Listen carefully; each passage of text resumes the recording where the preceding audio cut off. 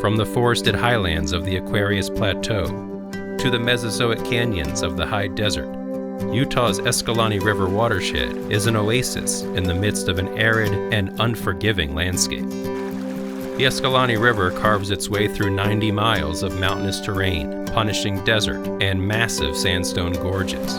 The last free-flowing tributary of the Colorado River, the Escalante faces a number of challenges, but the Nature Conservancy has brought together a diverse group of stakeholders, from conservationists and biologists to local cattle ranchers, all with the shared goal of preserving one of the most breathtaking regions in the American West. The Escalante is just a tributary to the Colorado River Basin, but in and of itself, it's this amazing watershed filled with a variety of natural communities because of that elevational gradient from 11,000 feet to about 3,500 feet at Lake Powell.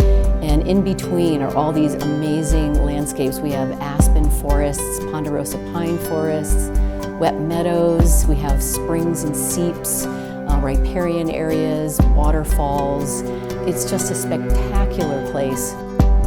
In the last 20 to 30 years, some changes have been taking place throughout the watershed that have raised concerns of land managers and stakeholders, people who live and play and work in the watershed.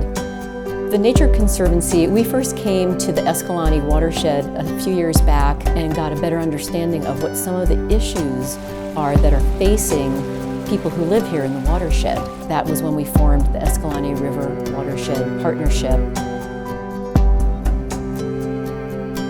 The Watershed Partnership was formed with the overall goal of creating a healthy watershed. And one of the major threats that we have in our watershed is invasive species. And one of our biggest invasive species is Russian olive. The Russian olive has completely pervaded the side streams and the main stem of the river. We're losing native plant and animal species. The flooding has changed completely. It's just taken over camping areas and access points to get onto the river.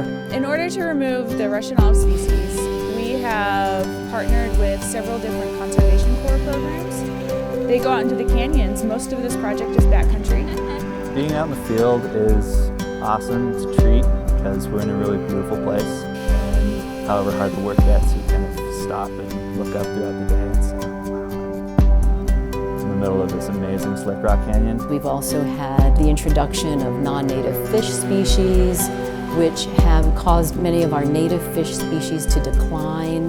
The partnership is kind of a voice for the fish and things that kind of get overlooked. Taking the non-natives out along the river is definitely changing the river. We're seeing some of the native fish species moving back up into the upper gorge of the Escalante River.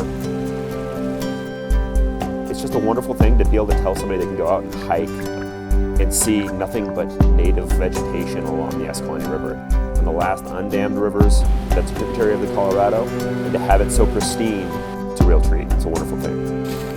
The Nature Conservancy, helping the Escalante River Watershed Partnership protect one of the most unique and spectacular ecosystems in the world.